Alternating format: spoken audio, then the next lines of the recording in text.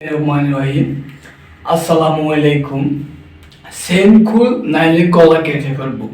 ঢাকা আরিচা মহাসড়কে চলন্ত বাসে ডাকাতি থামছে না কোনোভাবেই। এই জন্য এক ভয়ঙ্কর আতঙ্কের সড়ক হয়ে গেছে ঢাকা আরিচা মহাসড়কে। প্রতিনিয়ত বাসে ডাকাতি হচ্ছে, যাত্রীরা খুবই কষ্ট আছে এখানে। সেখান থেকে যাতায়াতের সময় গতকালও 2টা বাসে ডাকাতি হয়েছে, চলন্ত বাসে। এটা পূর্বেরই ঘটনা, এটা অনেক আগ থেকে এরকম ঘটনাগুলো হচ্ছে। ওখানে চলন্ত বাসগুলো থেকে যাত্রী থেকে কেড়ে নেওয়া হচ্ছে, সমস্ত মালামাল লুটপাট করা হচ্ছে।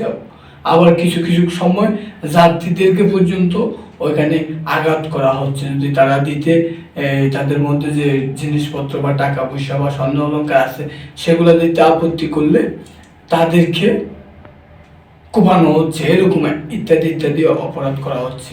তো প্রশাসনের প্রতি অনুরোধ থাকবে আমাদের একটা সাধারণ পাবলিকের, যানবাহনের নিরাপত্তা যদি বিঘ্ন ঘটে তাহলে আপনারা যতই উন্নয়ন বা দেশে যতই উন্নয়ন হয় তখন কিন্তু সে উন্নয়নের সুফল পাওয়া যায় না। তো কাজী ঢাকা আরিচা মহাসড়কে যেই অপতৎপরতা বা অপতৎপরতার কাজগুলো হচ্ছে বা এই যে ডাকাতি হচ্ছে, হ্যাঁ, এগুলো খুব দ্রুত মীমাংসা করতে হবে। এগুলো যদি মীমাংসা না করা হয়, দেশে যতই উন্নয়ন করুন, প্রশাসনিক অবস্থা যদি, আইনের শাসন যদি, মানুষের নিরাপত্তা যদি না থাকে, সেক্ষেত্রে উন্নয়ন দিয়ে কোনো কাজে বসবে না। তো ঢাকা আরিচা মহাসড়ক যেখানে বাংলাদেশের ডাকাতি, চাঁদাবাজি, হত্যা, গুম, খুন, ধর্ষণ এগুলো হচ্ছে, সেগুলা রোধে প্রশাসনের খুব দ্রুত পদক্ষেপ নেওয়ার আহ্বান জানিয়ে সকলকে ধন্যবাদ। আসসালাম।